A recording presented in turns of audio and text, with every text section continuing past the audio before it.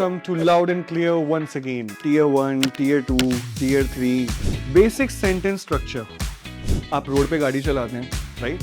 अब रोड पे कितने सारे रूल्स होते हैं, active voice, passive voice, seconds जो हैं, ये जो ब्रिटिश जो हैं, मैक्सिमम Tier 1 की इंग्लिश ग्रामर यूज करके बात करते हुए. Greetings everyone, my name is Vipin Kumar and welcome to Loud and Clear once again. Okay. So, अभी तक हम लोग ने क्या क्या कंप्लीट किया है. लास्ट टाइम हमने बात की थी कि हम लोग ने मैकेनिक्स देखे थे ग्रामर के. किस तरह से हमें ग्रामर के बेसिक्स के ऊपर काम करना है और हमें ये देखना है कि इतनी सारी ग्रामर के बीच में, जबकि हमने लास्ट टाइम बात की थी कितने सारे कंपोनेंट्स होते हैं एक लैंग्वेज के, like so many components, noun, pronouns and different things. अभी हम आज ये देखेंगे कि हम जो पूरी की पूरी ग्रामर है उसको इस्तेमाल करने के लिए कौन से लोग कितना % यूज करते हैं और आपको कितना सीखने की जरूरत है, क्योंकि सब कुछ सीखने की जरूरत नहीं है, as long as आपका पर्पस सॉल्व होता है. ओके, सो नंबर 1 अगर हम बात करें तो daily grammar survival kit. Okay, उसके अंदर अगर आप सबसे पहले देखें तो टीयर 1, टीयर किसको कहते हैं? जैसे ट्रेन के अंदर आप जाते हैं तो देखते हैं ना, tier 1, tier 2, tier 3, tier 1 AC, tier 2 AC. So उसको टीयर बोलते हैं, टायर नहीं बोलते हैं. बहुत सारे लोग टायर बोल देते हैं. टीयर, टीयर मतलब levels wise. Okay, so tier 1 means level 1. अगर आपको डे टू डे लाइफ में इंग्लिश बोलनी है, अपने सोशल स्टेटस को बेटर करना है, तो आपको बेसिक कुछ चीज़ों को सीखने की ज़रूरत है. सो नॉन निगोशिएबल्स के अंदर डेली सर्वाइवल में अगर हम टीयर 1 की बात करें तो सबसे पहले आ जाता है इसके अंदर बेसिक सेंटेंस स्ट्रक्चर.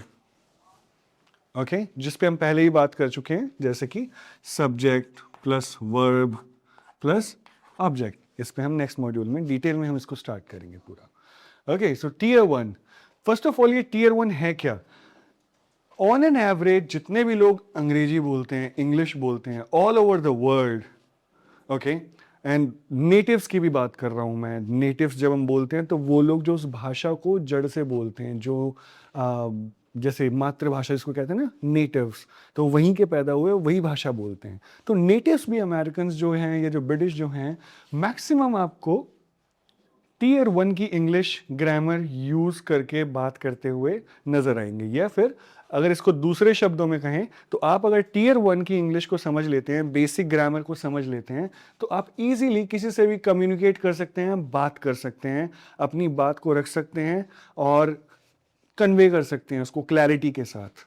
ओके, आइए देखते हैं इसमें क्या क्या होता है. Number 1, basic sentence structure. Subject, verb, object. Okay, verb and tenses.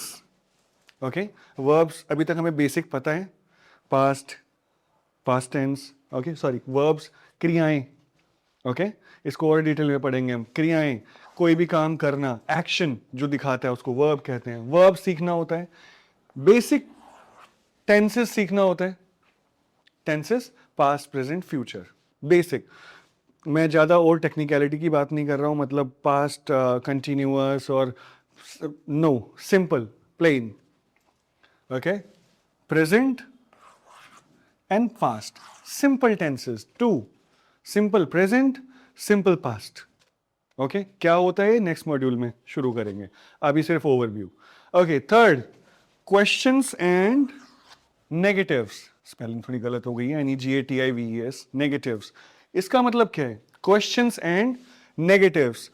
अगर आपको ये चीज आ गई, क्वेश्चंस एंड नेगेटिव्स, आपको दो चीजें समझ में आ जाएंगी इससे कि आपको सवाल कैसे करना है. हम जो भी कॉन्वर्सेशन हम मैक्सिमम करते हैं, या तो हम कोई बात बता रहे होते हैं, सवाल कर रहे होते हैं, पूछ रहे होते हैं, चाहे वो डायरेक्शन है या कोई भी चीज़ है या दिन है या तारीख है या काम है या मैच है या शो है, कुछ भी है, हाँ, एनीथिंग. क्वेश्चंस एंड नेगेटिव्स की डिनायल एंड क्वेश्चनिंग कैसे करना है आपको. तो इससे आपको क्या समझ में आएगा? ये समझ में आ जाएगा बातचीत करते करते आप मैक्सिमम कॉन्वर्सेशन कैसे कर पाएंगे. उसके बाद की प्रपोजिशंस. प्रेपोजिशंस क्या होते हैं? ये आपको बताते हैं कि जो भी एक्शन हुआ ये कौन से टाइम पे हुआ, कौन सी जगह पर हुआ. दो चीजें. Okay, time and place, prepositions. Okay, अब अगर आपको मैं एक फैक्ट बताऊं, आप सरप्राइज हो जाओगे देख के कि 60 to 80% लोग डे टू डे लाइफ के अंदर टीयर 1 इंग्लिश ही बोलते हैं। ओके, टीयर 1 ना। अब आ जाते हैं टीयर 2। ये क्या है? अब ग्रामर के अंदर और भी बहुत सारे कंपोनेंट है। अगर सिर्फ इतने की ही जरूरत थी तो बाकी क्यों बना दिए इतने सारे, जो हमने लास्ट मॉड्यूल के अंदर देखा था, अंजर पंजर खोले थे गाड़ी के और लैंग्वेज के एक एक करके। तो सेकंड पार्ट, डेली क्लैरिटी। ये किस लिए आपकी daily clarity? Work and social.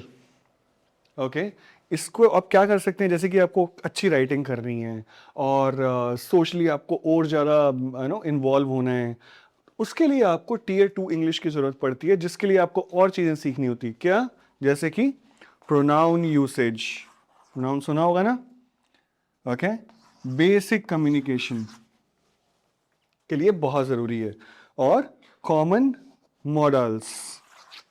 Okay, साथ में आर्टिकल्स। आर्टिकल्स क्या होते हैं? A, an, the. तो सेंटेंस के बीच में जहां भी ए लग जाता है, this is an apple, an लग गया, एन, तो आर्टिकल है। हाँ, it's the temple, the it's an article, it's a definite article. A, it's a car, so a, so these are articles. Okay, आपको और ज्यादा डिटेल में आपको हेल्प करते हैं कनेक्ट करने के अंदर, कम्युनिकेशन को बिल्ड करने में, सेंटेंसेस को और बेटर क्लैरिटी के साथ एग्जीक्यूट करने में। ओके, इसके एग्जांपल्स आगे देखेंगे। तो इसके लिए आपको ये सब अगर सीखना है तो काम तो इतने में चल जाएगा, स्पोकन इंग्लिश की बात कर रहे हैं, बट अगर आपको इनहेंस करना है तो ये भी कर सकते हैं। अभी के लिए हम अपने कोर्स के अंदर, जो हमारा नो रूल इंग्लिश कोर्स है, हम basic simple English communication skills की बातें कर रहे हैं, तो हम सिर्फ टीयर 1 के ऊपर बात करेंगे। टीयर 2 सिर्फ अंडरस्टैंडिंग के लिए, और टीयर 3 भी। ओके, अब आ जाते हैं टीयर 3 के ऊपर। टीयर 3 क्या है? अब ये हो गया प्रोफेशनल एजेस। टीयर 3 उन लोगों के लिए है जिनको प्रोफेशनल एज चाहिए, मतलब कि अब उनको जो अपनी राइटिंग है, ये जो स्पीकिंग है, उनको प्रोफेशनल लेवल के ऊपर लेके जानी है। जैसे कि आप ऑफिसेज में हैं, आपको ईमेल राइटिंग करनी है, या आपको कुछ टाइप करना है, या आपको ऑफिशियल इंफॉर्मेशन पास ऑन करनी है, या कुछ भी मेल ड्राफ्ट करनी है, ये सारी चीज़ें आप सीख सकते हैं अगर आप और डीपली इसके अंदर जाएंगे। जिसके लिए आपको फिर क्या ज़रूरत पड़ती है सीखने की? सब्जेक्ट और verb agreement, okay, common conjunctions, active versus passive voice. Okay, active voice, passive voice, तो थर्ड पर्सन, सेकंड पर्सन जो रेफर करते हैं, ये सब इन सब का पार्ट आ जाता है। ओके, तो अगर आपको प्रोफेशनल बनना है, एज, प्रोफेशनल एज चाहिए आपको, तो आपको प्रोफेशनल एज के लिए टीयर 3 सीखना पड़ेगा। बट मेरा क्वेश्चन आपसे एक यही है कि आपको एक अच्छा ड्राइवर बनना है, या एक अच्छा मैकेनिक, या एक अच्छा इंजीनियर बनना है? एक अच्छा ड्राइवर बनने के लिए आपको 500 चीज़ों की ज़रूरत नहीं होती सीखने की। आपको brake, race, steering, basic side mirrors, adjustment, road, थोड़ा बहुत जीपीएस का नॉलेज, कार्बोनेटर में पानी डालना, पेट्रोल, फ्यूल, दैट्स ऑल। लेकिन मैकेनिक बनने के लिए आपको बहुत डीपली जाना पड़ता है। अब क्वेश्चन ये है कि आपको बनना क्या है? आपको इस भाषा का मैकेनिक बनना है, आपको ये बनना है कि मुझे इसका विशेषज्ञ बनना है, you want be a specialist, then go till tier 3। Okay, we will cover, आगे आते आते कोर्स के अंदर हम सब कवर करेंगे, टीयर 2 भी करेंगे, टीयर 3 भी करेंगे। Okay, but question again same है। एक अच्छा ड्राइवर आपको बनना है, आपको अच्छी गाड़ी चलाने के लिए आपको बेसिक चीजों के बारे में मालूम होना चाहिए। दूसरा एग्जांपल अगर हम लें, जैसे कि मान लीजिए आपको एक आप रोड पे गाड़ी चलाते हैं, राइट? अब रोड पे कितने सारे रूल्स होते हैं, सारे तो नहीं आते आपको, मुझे भी नहीं याद होंगे, बट बेसिक पता है, राइट? बहुत सारे लोगों को तो ये भी नहीं पता लेन ड्राइविंग क्या होती है। दिल्ली आओ, पता चलेगा लेन ड्राइविंग कुछ होता है। अच्छा, ठीक है। सो ट्रैफिक, हमें ट्रैफिक के कुछ रूल्स मालूम है कि सिग्नल पे रुकना है, रेड है तो रुकना है, ग्रीन है तो चलना है, येलो है तो रेडी हो जाना है, और ये मेरी साइड है, और ये रॉन्ग साइड है, और ये राइट साइड है, ये सर्विस लेन है, और हाईवे पे कैसे चलना है, और ओवरटेकिंग की लेन क्या है, बेसिक्स पता होने चाहिए, आपका काम हो जाता है।